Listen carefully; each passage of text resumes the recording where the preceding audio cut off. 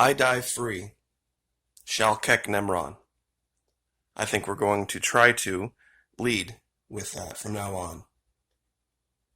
What's going on truly is instructive, because this isn't the first time this has happened. People have a very short memory, but there is a group of people out there, and I know they listen to my videos, who can understand this, at least if they're of a certain age. See, back in the 1980s, these kind of blurbs were in health magazines. AIDS stands for Acquired Immune Deficiency Syndrome, not quote-unquote gay cancer, gay plague, or GRID. Now, GRID, G-R-I-D, was the name the scientific community gave to it when it first came out, standing for gay-related immune disorder. AIDS is believed to be a new disease in which the body's immune system is severely damaged. At the present time, AIDS is believed to be, at least to some degree, contagious, and to affect some individuals more seriously than others. Sound familiar? And I kid you not, this is a picture from the Moral Majority Report from the 1980s. Does something else look familiar? You see, here's the thing about that. There's all people typing right now. Nobody knew. Nobody knew at the time. You couldn't go to the library, check a book out about it. There was no CNN, no 24-hour news, no daily updates, no internet. People were just dying and dying and dying faster, and people were getting it that weren't openly gay, openly homosexual.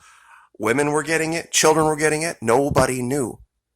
But we didn't flip out and say, and this is what's really going on right now. And if there's an overreaching headline for this video, who has to prove what they do or what they don't have in public? It is not my job to prove to you that I am completely free of the flu, of coronavirus, of AIDS, of anything else. We could have done that to AIDS patients and HIV positive people back then. And we could have probably made a better argument for it then than is being made now. Saying that if you know that you're HIV positive, if you go into public, you have to take all of these precautions, wear a mask, and you have to stay 6 feet away from everybody. And heaven help you get in a car accident where you're unconscious and bleeding. Should we make them all wear giant, red A's embroidered on, whatever they're wearing so that people know? I'll give you the link to this. This is a review.gale.com, the homophobic AIDS crisis of the 1980s. Does this look familiar? We need research, not hysteria. Because there absolutely was a total and complete loss of people's minds in certain areas. And remember something about AIDS versus coronavirus. AIDS, you got it, you're dead. At that time, you got it, 100% fatal.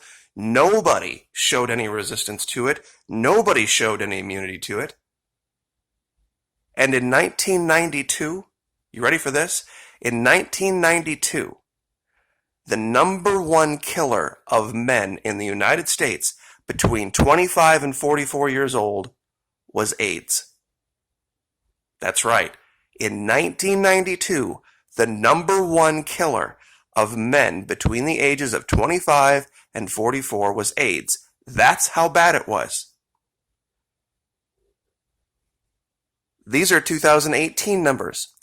37.9 people living with it, 23.3 million living with access to treatment, 1.7 million new HIV infections.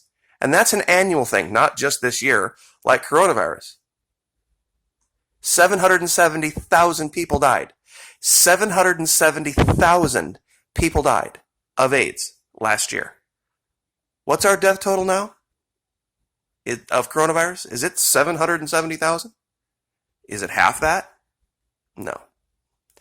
We've got about 2 million cases, quote unquote, not active cases, total cases, the vast majority of which have recovered.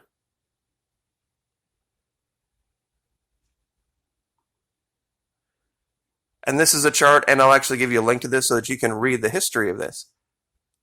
And I know everyone's out there, you can just breathe on somebody and give them coronavirus. All right, let me ask you a question.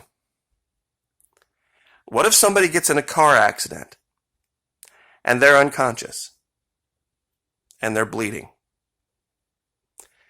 And you have to let's say you're a first responder or you show up on the scene.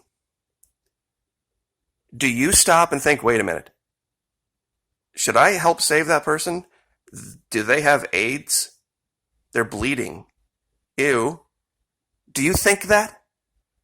Are you going to start thinking now, that person's not wearing a mask. If I pull them from their burning car, I could get coronavirus. Really? Really? You're going to think that?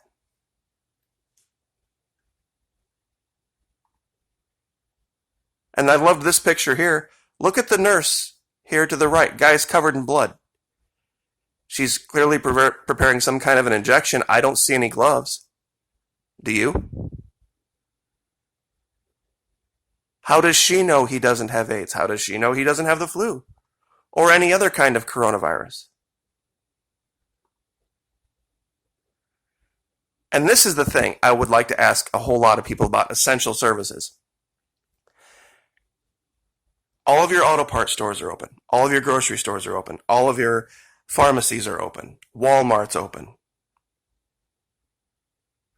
Home Depot, Lowe's, gas stations, banks, veterinary services, laundromats. All of these places you can go and you can bring your phone and you can set your phone down on whatever counter you're checking out.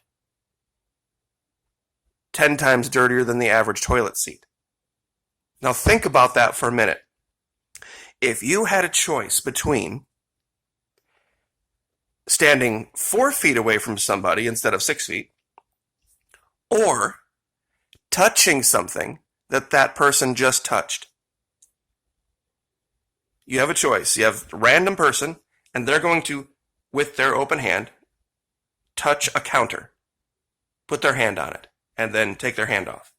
And you have a choice between going and physically touching that counter or just standing 4 feet away from them. What would you choose? I think you would choose the 4 feet. Wouldn't you? Of course, you're still 4 feet away, not 6 feet away like they're saying now. But they're not saying that every single checkout counter has to be completely disinfected between customers. What about the doors going in and out? What about the touch pads on the bank ATMs? Or the car wash? Or all of the things in the grocery store that people could be picking up, setting down, picking up, setting down? Or wherever they're setting their phones? If this truly were as contagious and deadly as they are saying it is, Florida should be zombie land by now, because I'm going to share something and you cannot like me for it. That's fine. Florida is populated by a very diverse group of people.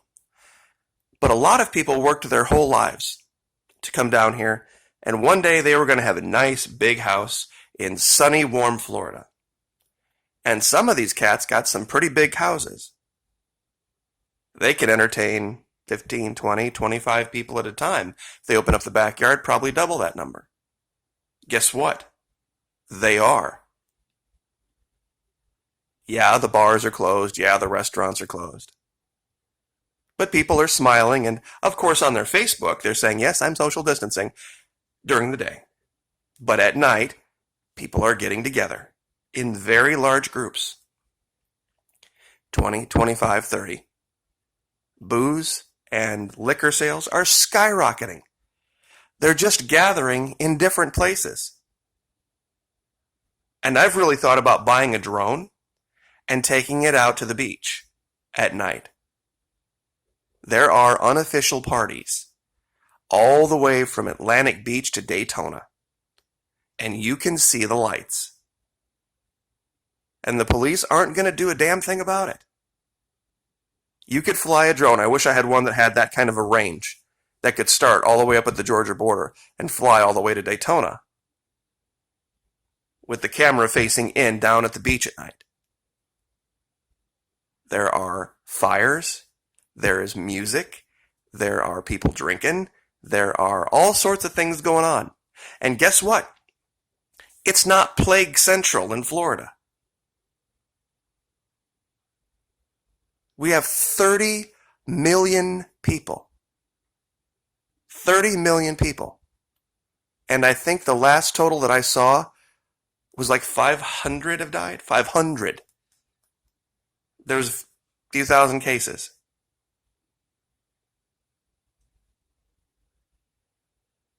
Compared to AIDS, this is nothing. Compared to what confronted mankind back in the 80s, this is nothing. If there had ever been a reason for us to flip out, the 1980s would have been it. It was 100% deadly. 14-year-old boy in Kokomo, housewives. It was in the blood supply.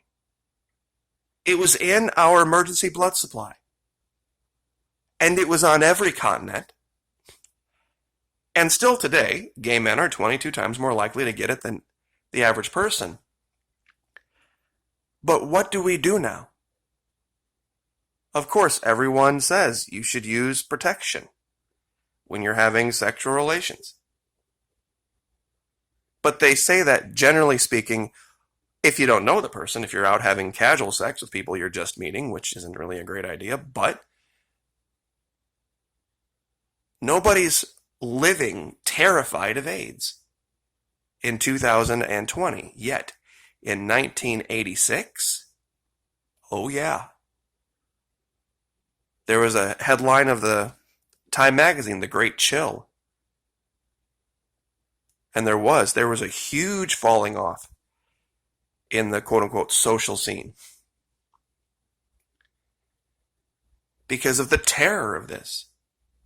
Nobody knew. It took one wrong needle stick. And I want to go back to a picture here real quick. I want you to really think about this and think about it long and hard, especially in the context of first responders. And not necessarily the ambulance driver, but what about the sheriff who's first on the scene? Or anyone who's first on the scene to a car accident, and there are people inside. If they don't have a mask on, are you going to wait? If they're bleeding, are you going to stop? Are you going to hesitate? What if that person has AIDS? I doubt any of you think that. What if that person has this other blood disease or coronavirus? You're not going to think that. At least not if you're a decent, moral, righteous person. You see somebody in distress like that, are you really going to say, oh, wait, stop, let me get my mask. Hold on, let me get my mask. Oh, I've got some gloves here somewhere. Let me see, I'm going to put them on. Hold on, I know you're burning to death, but I'll be right there. Really? Really? I guess if you are that kind of person, then maybe I'm not living in the country I thought I was. Keep calm. Shalkek Nemron. Like, share, subscribe.